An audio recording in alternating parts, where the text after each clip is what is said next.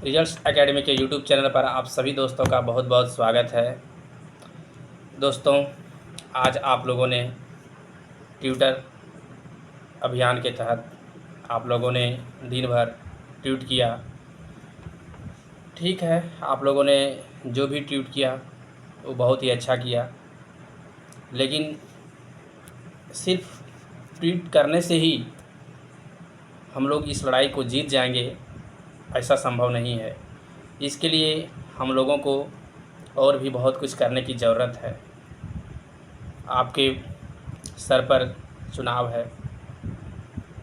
आप किसी भी हालत में इस प्रदेश में जो वर्तमान सरकार है उसको कभी भी आने ना दें। मेरी यही आप लोगों से गुजारिश होगी। पिछली सरकार जो 2014 से लेकर जो 2019 तक रही, भारतीय जनता पार्टी की सरकार, उस सरकार में आप देखे होंगे, आप किसी भी मामले में उस सरकार को दोषी ठहरा नहीं सकते हैं।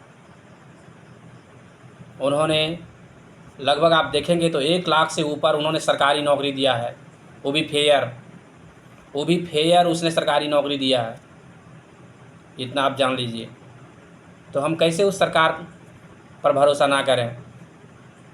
आप सोचते होंगे कि अगर उस सरकार ने इतनी बड़ी संख्या में नौकरी दी तो फिर हम हेमंत सोरेन के क्यों लाएं। लोग सोचा कि उससे भी ज़्यादा ही नौकरी देंगे, इसके वजह से इस सरकार को लाया। लेकिन देख रहे हैं कि इतनी इस सरकार में भ्रष्टाचार है जो कि अब सब लोग इस बात को सोच लिए हैं कि इससे अच्छा तो पहले की सरकार थी, जो भारतीय जनता पार्टी रघुवर दास की सरकार थी। इसीलिए आप लोग किसी भी तरह से इस सरकार को लाने में, भारतीय जनता पार्टी की सरकार को लाने में कोई कसर नहीं छोड़िए। उस सरकार में बहुत सारे लोग, बहुत सारे दोस्त हैं जो कहते हैं कि रघुवर दास ने 11-13 की जो नीति लाया वो बहुत गलत था। उससे अगर देखा जाए ना तो अभी जो सरकार में इतने करप्शन है, इतनी सीटें बेची जा रही है, तो उस हिसाब से उसमें समझ लिए कुछ नहीं है। 11-13 लाया तो बहुत बड़ा वो दिक्कत नहीं था। अगर आप देख सकते हैं तो बहुत इस सरकार में जितनी धांधली हो रही है ना, इतने इस सरकार में घोटाले हो रहे हैं, इतने ज़्यादा प्रॉब्लम है। अगर इससे अगर आप 11-13 की नीति को कंपेयर किया जाए ना तो वो कुछ नहीं था। सोचिए कौन सा वैकेंसी उसमें रुका। पंचायत सचिव का टोटल नियुक्ति हुआ, हाई स्कूल की टोटल वैकेंसी नियुक्ति हुई, सचिवालय का भी उसमें नियुक्ति हुआ जिसमें 100 सीट आया था। जब जैसे ही रघुवर दास की सरकार बनी थी 2015 में, आप लोग पता कर लीजिएगा, उसमें 100 सीट का ज्वाइनिंग भी हुआ था। जो अभी एक जो प्रोसेस चल रहा है, जो सीजल, वो तो बाद में वैकेंसी आया 2017-18 में, लेकिन 2015 में 16 में आया था। 15 में ये वाला वैकेंसी जो अभी जो चल रहा है, इसका एग्ज़ाम कब हुआ था? 2016 में हुआ था। 15 लास्ट में वैकेंसी आया था।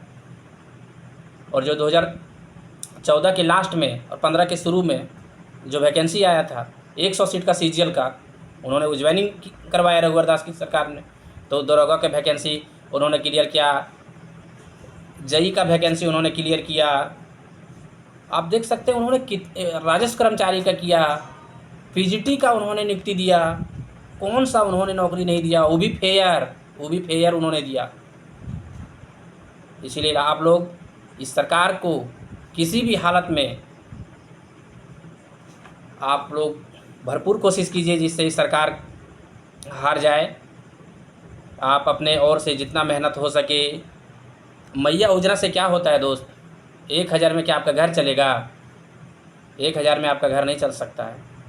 आप सोचिए, एक तरफ सीटें बेची जा रही है, दूसरी तरफ 1000 आपको दी जा रही है, वो भी कब? चुनाव के समय। एक ये भी रहे कि नहीं परमानेंट दिया जा रहा है, तो फिर भी हालांकि वो अच्छा बात नहीं है। सीट बेच के आप दे रहे हैं तो अच्छा बात थोड़ी है, लेकिन चुनाव के समय ही दिया जा रहा है। आप सोच लीजिए।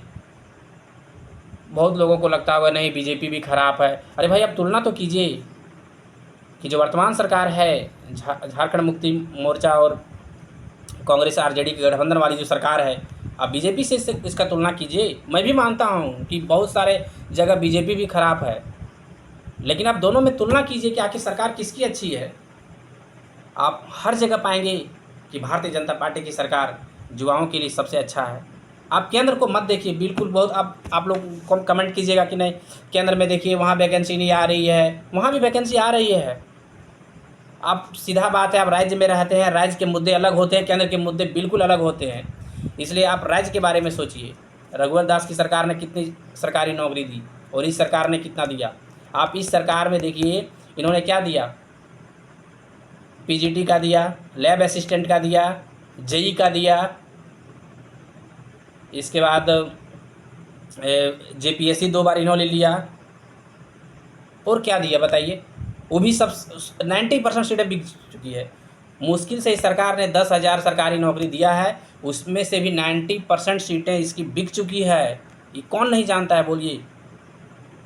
अभी सहायक आचार्य का देखिए, इन्होंने इतना दिन तक रिस्पॉन्स की नहीं दे पाया और इसको सीजीएल का पड़ा हुआ है रिजल्ट देने के लिए।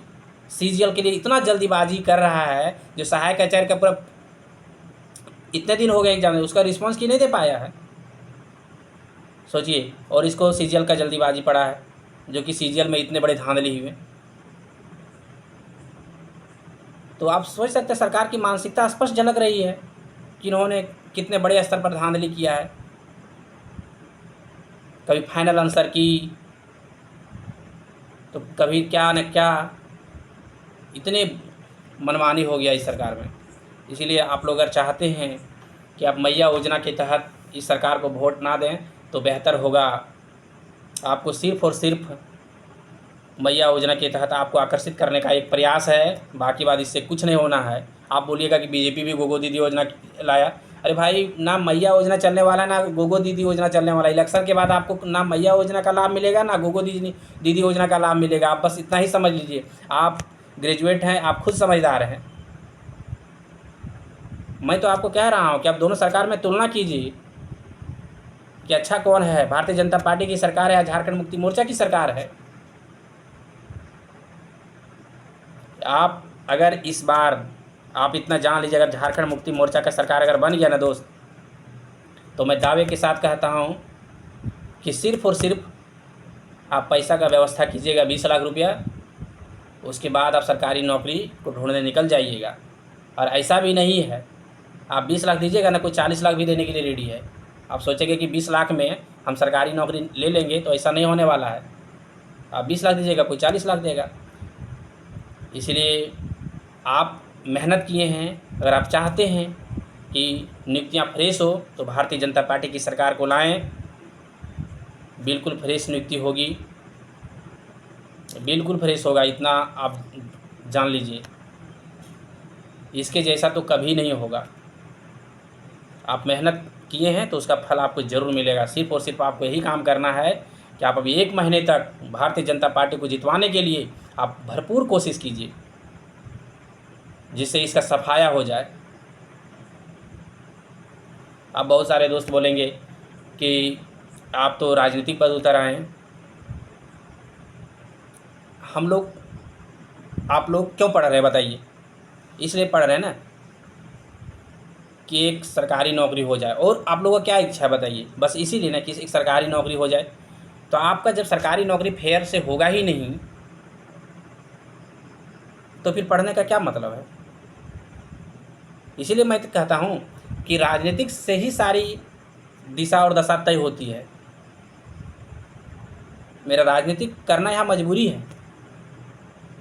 अगर आप जेएमएम की सरकार को लाएंगे तो निश्चित रूप से मैं कहता हूँ, निश्चित रूप से मैं यह आपको बता देना चाहता हूँ, आप भूल ही जाइए कि आप मेहनत करके सरकारी नौकरी ले सकते हैं। हाँ, आपके पास पैसे हैं तो आपकी पॉसिबिलिटी ज़रूर रहेगी कि आप नौकरी ले सकते हैं। लेकिन आप चाहते हैं कि मेहनत करके नौकरी लें, तो आप भारतीय जनता पार्टी की सरकार को लाएं, तो ही आपका मेहनत किया हुआ काम आएगा। आप इसे राजनीतिक से दृष्टिकोण से इस चैनल को ना देखें। बिल्कुल मैं राजनीति की ओर आपको नहीं ले जाना चाहता हूं। मैं आपको सिर्फ़ और सिर्फ पढ़ाई से जोड़े रखना चाहता हूं। जो सच है वही बताना चाहता हूं। गलत को गलत और सच को सच मैं कहता हूं। आप खुद तुलना कीजिए ना कि सरकार में कितने घोटाले हुए, कितने, कौन सा सीट इन्होंने फ्रेश किया है। आप इसे राजनीतिक से ना देखें इस चैनल को, तो वही बेहतर होगा। मैं बिल्कुल राजनीतिक नहीं करता हूँ, बार बार कह रहा हूँ आप लोगों को। यह हमारी मजबूरी है कि मैं भारतीय जनता पार्टी को वोट देने की कह रहा हूँ। पिछला बार तो हमने भी, आप जो देख सकते हैं मेरे फेसबुक में, हमेशा मैं बोला हूँ कि जेएमएम की सरकार को लाइए। पिछला बार हमने भी जेएमएम को सपोर्ट किया था, लेकिन इस बार हमारी मजबूरी है कि मैं बोल रहा हूँ भारतीय जनता पार्टी की सरकार को ना आए। बहुत बहुत धन्यवाद दोस्त। आप लोगों को अच्छा लगे तो इस वीडियो को शेयर कीजिएगा, सब्सक्राइब कीजिएगा चैनल को। बहुत बहुत धन्यवाद।